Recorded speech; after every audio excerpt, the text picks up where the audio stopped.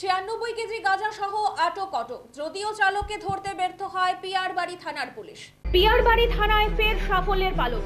96 KG গাঁজা আটক করলো পিয়ারবাড়ি থানা। নেশার সাম্রাজ্য খ্যাত রাজনগর বিধানসভায় চলছে সব ধরনের নেশার রমরমা বাণিজ্য। প্রতিনিয়ত চলছে নেশার বিরুদ্ধে অভিযান। নেশা কারবারিরা কিছুতেই তোয়াক্কা না করে চোর পুলিশের খেলা খেলে যাচ্ছে।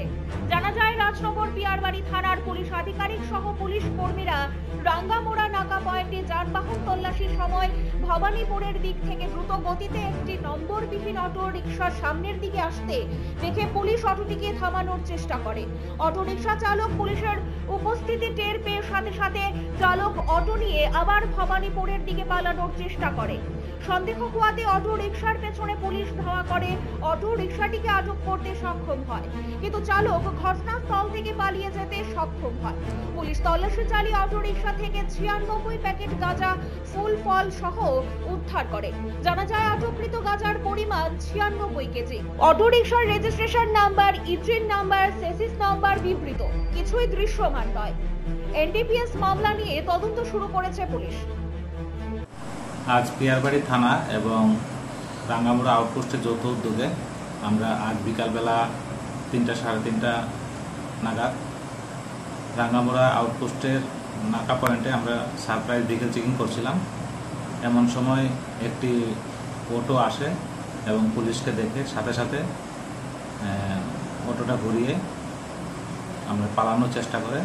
তো আমাদের স্টাফ সাথে সাথে অটোটাকে ধাওয়া করে এবং উত্তর রাঙ্গামোড়া বাহাদুর টিলা একটি জায়গাতে, যে জায়গাটা আপনার রাস্তাটা উঁচু ছিল, ওখানে চলন্ত অবস্থায় অটোটাকে ফেলে ড্রাইভার গাড়ি থেকে জাম দিয়ে পালিয়ে যায়। তখন সাথে সাথে আমাদের স্টাফও ড্রাইভারকে ধাওয়া করে ধরার জন্য, কিন্তু জঙ্গলে থাকায় ওকে ধরা যায়নি।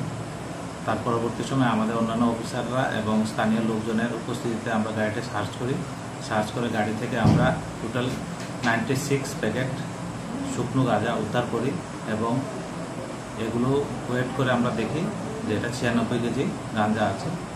সাথে সাথে আমরা গাঁজাগুলো ওখান থেকে সিজ করি এবং অটোটাকেও আমরা সিজ করি। তো এই অটোটা কোথা থেকে এসেছিল এবং কে ড্রাইভার এবং এই মালগুলো কোথায় পাচার করার জন্য নিয়ে এসেছিল, এটা আমরা তদন্ত করছি এবং এই বিষয়ে একটি মামলা হয়েছে। আমরা যারা যারা এই ব্যাপারে জড়িত আছে আমরা সবাইকে আইনের আওতায় আনব।